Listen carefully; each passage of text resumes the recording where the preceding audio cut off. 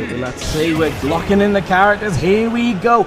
Winners. Round 1 of top 32 of Manchester Grand Conquest. I am Hobhunks. And here we go. I'm joined by Tail of the Toaster. And we are joined on stream at the moment by Europe's number 4 in Luugi and Griseous. Let's see what's going on. First of all, straight away, lovely conversion off the Shadow Ball into a dash attack, and another Shadow Ball comes straight out. Lovely use of the retreating projectiles, and actually not choosing to contest from a distance, instead getting straight in Luugi's face, but Luugi gets into Griseous'. Oh no! Doesn't quite get that 0 to death, but tacks on a generous 48% for his troubles, does Luugi. Here we are, lovely now, and just using Mewtwo's big hitboxes, that neutral air into the up air, to really just deal with Luugi's approaches. Oh, you're coming in, that's great. Nah, now get away from me. I want to Shadow Ball you again. Lovely use there of the up airs. Big range. The tail is big as a hurt box, but it's also big as a hitbox too.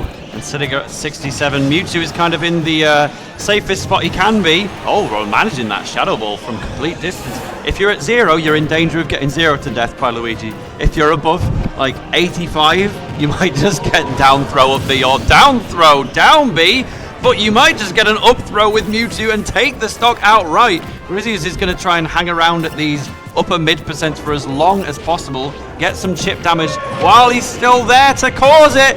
There is down throw to Luigi Cyclone, but just hanging on is Griseous. I love the use here of these plunges at ledge. They've caught Griseous loads of times, and I love the idea of using Luigi Cyclone to get out of that situation there, but it's still connected its mark. I like that there. Griseous going to throw out a hitbox, but Luugi throwing out a down B, but not quite killing. We talked about how light Mewtwo is, but at the moment, he's looking as heavy as the likes of Solid Snake, and the back air finally seals it out, but not before a hefty amount of extra credit has been applied by Griseous. Yeah, the punish was on a down smash from Mewtwo. Oh, wait a minute. Hold on, that's the lead. It's Luugi back in first place once again. Griseous had just a moment where he was in the range of that grab, and he was gone. There we go. Now we're on a completely different situation, which Luugi makes things worse for Griseous there with just 3 chops and getting out of Shadow Claw with a down B again. Lovely conversion into the up edge, that glancing hitbox keeping Griseous at ledge. You've been confused, but you are not yet off the ledge. Griseous, you've got to get yourself back into center stage, but against Luigi it's so hard. Lovely use of the Shadow Ball just to catch that landing and reset things. You've got to try now and get things back down there, well, but never mind. Down throw into up B. Luugi takes game 1. Specifically right around that backside of Mewtwo, just to make sure if this doesn't hit a normal character's hitbox, I'll just make sure that the tail is involved as well.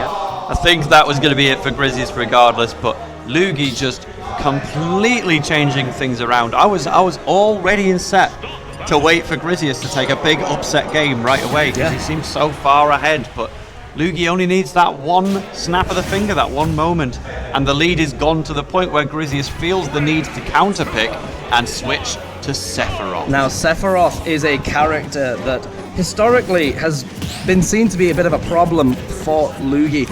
We know that at the likes of boss battles last year, Sephiroth was ultimately what undid Luigi and Luugi as well, knocking Luugi out of that bracket far earlier than we were expecting to. Sephiroth, though, is far taller than Mewtwo. What he lacks in that horizontal range that Mewtwo brings with the tail, he makes up for in sheer height. And here we see Griseous just trying to use the Shadow Flare, just getting as far away from Luugi as he can and applying a Shadow Flare, because as soon as that's on, the pressure, even if you're half the stage away, completely reverses. And there we are, reversing that situation there, a neutral situation, taking straight into an advantage shape for Luugi.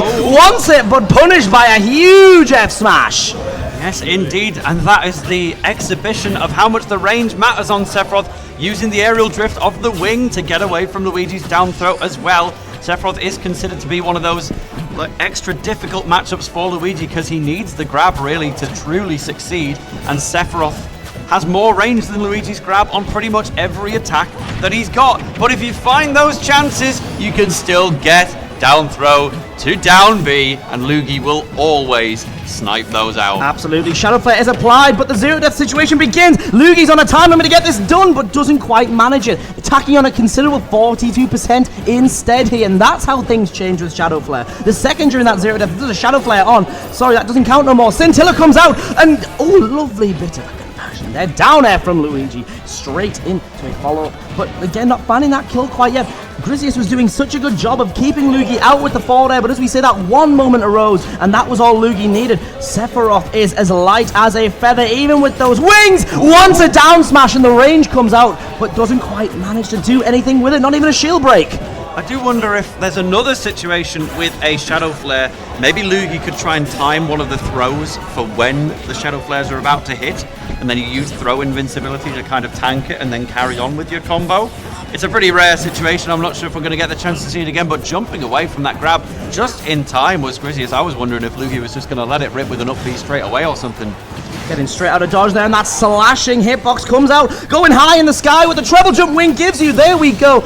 Beautiful stabbing hitbox there coming out from the forward area, but there we go. Down throw, down B, off you go. See you later. Yep, Griseous once again forced to fight from a full stock disadvantage.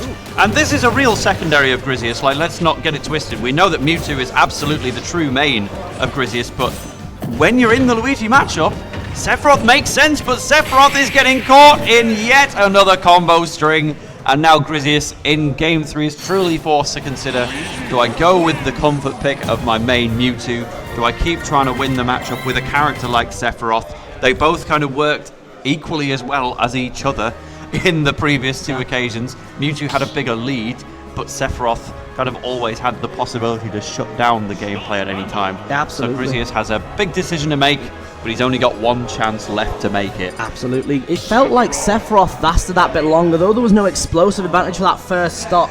Sephiroth did manage to outlast Mewtwo, but the height, again, was an issue once Luugi was in. That zero death was more or less always going to connect because of the fact that Sephiroth's just so tall. Here we go, we've gone back to PS2, and Sephiroth once again comes out here, throwing out the fireball straight away. They're just a game of neutral here, innit? Whoever lands that Shadow Flare, that grab first! Things taking a turn for the west straight away, but not finishing things off. Up throw into the neutral air. Once a Shadow Flare applied to take advantage of the air dodge, but does not find it. 46% is all that was applied, and now you're out of that zero death range, but you've got to now be watching everything Luke can do. Your Shadow Flares aren't quite landed at the moment, and you've got to be careful about throwing them out because Luugi's starting to find those holes that Shadow Flare's creating. Well, the wing is going to be making its appearance nevertheless. That helps with the aerial drift on the combo escapes, but what we really need is some attacks. You're going to be dealing potentially a bit more, but there is Luugi going up. Misfires away. Well, not the misfire, just the regular green missile in the other direction. I'm not sure if it's what Luugi wanted or not, but he's still plenty happy enough. Sephiroth will be KO'd off the top of the screen by that down smash, and Luugi's just off for a jog. This is the warm-up. I've got the rest of the tournament left to do. It's 11 in the morning. I've got sets to come. Griseous will not stand in my path much longer. A lovely Sunday morning was almost made a little less lovely by a shield break courtesy of down smash, but we haven't found it yet, and Luugi just getting in there with those up tilts and an up B just to take advantage of a neutral get up.